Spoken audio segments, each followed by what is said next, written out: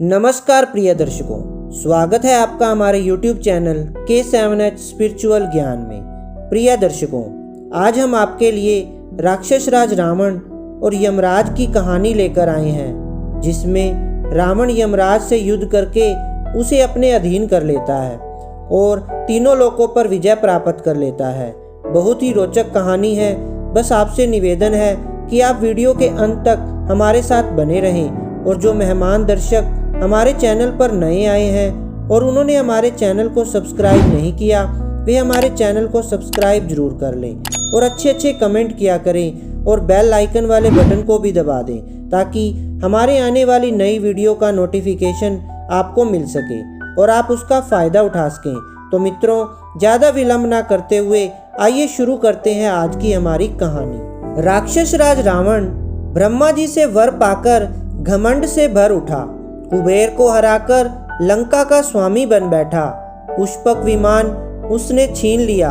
यक्षों के भाग जाने के बाद राक्षस लंका में बस गए। रावण का आतंक पूरी दुनिया में फैल गया। क्या देवता क्या मनुष्य सब उससे आतंकित रहने लगे। रावण अपने को ब्रह्मांड का स्वामी समझने लगा। उसे लोगों को सताने में बड़ा ही आनंद आता था। एक दिन वह पुष्पक विमान में बैठा विचरण कर रहा था।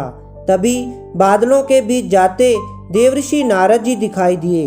रावण ने उन्हें प्रणाम किया।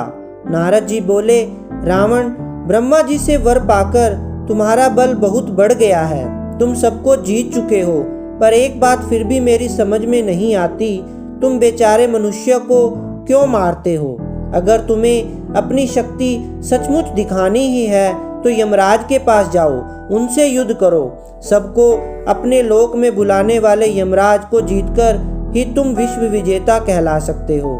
नारद जी की बात सुनकर रावण बोला, देवर्षि, यह तो आपने ठीक कहा। मैंने प्रतिज्ञा की है कि मैं चारों लोकपालों को परास्त करूंगा। मैं अभी यमपुरी जाता हूँ। सब प्राणियों को मृत्यु देने वाले सूर्यपुत्र यम को मैं मार डालूंगा। इतना कहकर रावण दक्षिण दिशा में चल पड़ा। नारद जी भी तुरंत यमपुरी की ओर चल दिए और रावण से पहले ही वहां पहुंच गए। उन्होंने देखा, अग्नि को साक्षी मानकर यमराज प्राणियों के पाप पुण्य का हिसाब लगा रहे हैं। नारद जी को आया देख यमराज ने उन्हें प्रणाम किया। बोले, देवर्षि, सब कुशल तो है, आज आपका आना कैसे हुआ? नारद जी बोले, मैं आपको एक महत्वपूर्ण सूचना देने आया हूँ। शांत चित्त होकर ध्यान से मेरी बात सुनो और तुरंत अपनी रक्षा का उपाय कर लो, क्योंकि रावण अपनी सेना के साथ आपसे युद्ध करने चला आ रहा है। आपको सचेत करने के लिए ही मैं उससे पहले यहाँ आया हूँ। वैसे मैं इस बात को अच्छी तरह जानता हूँ कि आपको कोई नहीं जीत सकता। अभी यमराज और नारद बातें ही कर रहे थे कि तभी रावण का पुष्पक विमान आता दिखाई दिया। रावण ने स्वर्ग और नरक दोनों देखे। स्वर्ग में पुण्यात्मा अपने सत्कर्मों के बल पर सुख से थे, दूसरी ओर पापी लोग भयंकर कष्ट पा रहे थे। रावण कुछ पल यह देखता रहा, फिर उसने नरकवासियों को मुक्त कर दिया। यमदूतों ने उसे रोकना चाहा, पर रावण की शक्ति के आगे उन्हें हार माननी पड़ी। थोड़ी देर में यमदूत इकट्ठे होकर आए और रावण से युद्ध करने लगे। तब तक राक्षस भी आ गए थे। उन्होंने रावण के पुष्पक विमान को तोड़ फोड़ डाला, लेकिन अगले ही पल पुष्पक विमान फिर पहले जैसा हो गया। यह ब्रह्मा जी का प्रभाव था। पुष्पक विमान बार बार तोड़े जाने पर भी नष्ट होने वाला नहीं था। यमदूतों और राक्षसों के बीच भयानक युद्ध होने लगा। कुछ यमदूत रावण पर भी शूलों की वर्षा करने लगे। उनके प्रहारों से रावण बुरी तरह घायल हो गया। पुष्पक विमान का तो कुछ न बिगड़ा, पर रावण परेशान हो उठा। उसका कवच कट गया, शरीर से रक्त बहने लगा। उसकी दशा देख राक्षस भी घबराकर भागने लगे। तब रावण ने ठहरो ठहरो कह उन्हें रोका और पाशुपत नामक दिव्य अस्त्र का संधान किया।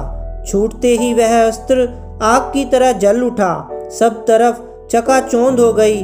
पाशुपत के प्रभाव से यमराज के सैनिक धराशायी हो गए। एक भी ना बचा। यह देख रावण जोर से हंसा और बोला, मैंने यमराज को जीत लिया। रावण का सिंहनाद सुनकर सूर्यपुत्र यम क्रोध से भर उठे। उनका सारथी तुरंत दिव्य रथ ले आया।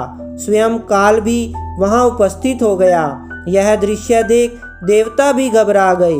दिव्य रथ में बैठ यमराज रावण के पास पहुंचे। यमराज ने प्रहार करके रावण को घायल कर दिया। उत्तर में रावण ने भी यमराज पर बाणों की झड़ी लगा दी।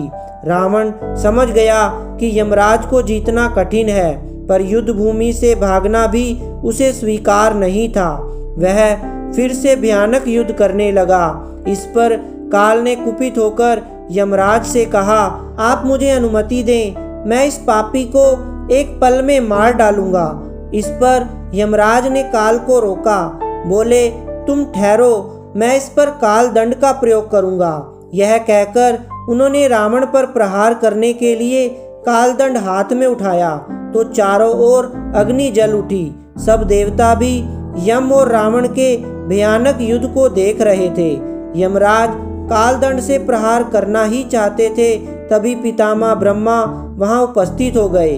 उन्होंने यमराज का हाथ थाम लिया। बोले, रुक जाओ यमराज, कालदंड चलाने से पहले मेरी बात सुनो। मैंने रावण को वर दिया है कि यह देवताओं के हाथों नहीं मारा जाएगा, तब मेरा दिया वरदान असत्य हो जाएगा। वरदान की मर्यादा नष्ट हो जाए, यह ठीक नहीं। यह सुनकर यमराज ने तुरंत कालदंड को नीचे कर लिया और बोले, आपके वरदान और कालदंड दोनों का सम्मान करना मेरा धर्म है। अगर इनकी मर्यादा नष्ट हुई तो फिर हम कहाँ के रहेंगे, और जब मैं इस निशाचर को मार नहीं सकता तो फिर युद्ध करने से क्या लाभ। इतना कहकर यमराज वहां से लोप हो गए। रावण ने यह समझा कि उसने यम को जीत लिया है, वह लंका लौट आया। तो प्रिय दर्शकों, यह थी आज की हमारी कहानी रुक जाओ यमराज। अगर आपको यह कहानी अच्छी लगी हो तो प्लीज़ इस वीडियो को लाइक, शेयर एंड सब्सक्राइब जरूर कर दें और कमेंट करके अपनी राय अवश्य दें कि आपको हमारा ये वीडियो कैसा लगा। धन्यवाद प्रिय दर्शकों।